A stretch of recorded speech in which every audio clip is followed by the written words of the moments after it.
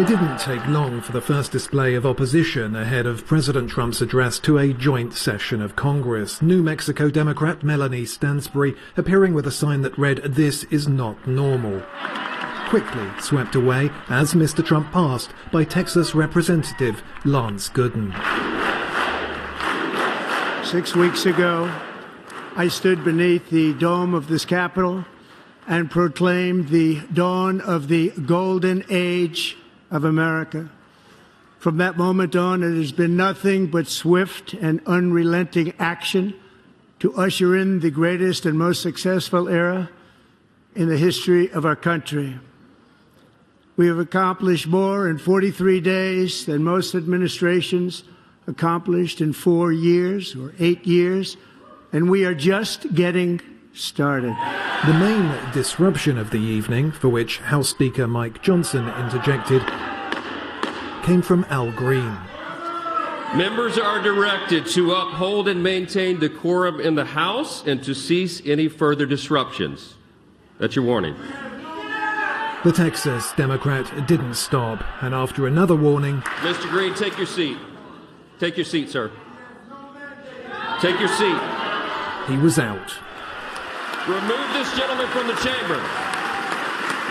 Quickly, things returned to normal. Rapturous applause from Republicans, silence from Democrats, some with protest cards. This is my 5th such speech to Congress. And once again, I look at the Democrats in front of me, and I realize there is absolutely nothing I can say to make them happy or to make them stand or smile or applaud. Nothing I can do. At nearly an hour and 3/4, the speech was one of the longest of its kind in modern history. After detailing many of the freezes he'd imposed on federal hiring and regulations, on foreign aid, and his termination of the Green New scam, as he put it, Mr. Trump said it was all about ending the waste of taxpayer dollars. And to that end, I have created the brand new Department of Government Efficiency, DOGE. Perhaps you've heard of it. Perhaps. Mr. Trump announced that on April 2nd, reciprocal tariffs would kick in, meaning that those countries that tariff the US would be tariffed themselves, only going further. Whatever they tax us, we will tax them. If they do non-monetary tariffs to keep us out of their market, then we will do non-monetary barriers to keep them out of our market. There's a lot of that, too. They don't even allow us in their market.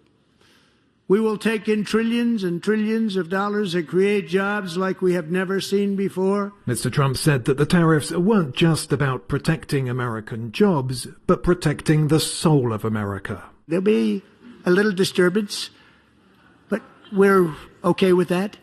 It won't be much. No, you're not. Oh. The president said that the next phase of his party's plan to deliver the greatest economy in history was for Congress to pass tax cuts for everybody, and he laid down the gauntlet for Democrats. And I'm sure that the people on my right, I don't mean the Republican right, but my right here, I'm sure you're going to vote for those tax cuts, because otherwise I don't believe the people will ever vote you into office. So I'm doing you a big favor by telling you that. But I know this group is going to be voting for the tax. Mr. Trump said his administration had tremendous success with tax cuts in his first term, and it was the route to righting inflation caused by his predecessor. I'm calling for no tax on tips, no tax on overtime, and no tax on Social Security benefits for our great seniors. Throughout the speech, Mr. Trump praised working people, whether farmers, policemen or steelworkers, and he defended policies on immigration. We quickly achieved the lowest numbers of illegal border crossers ever recorded.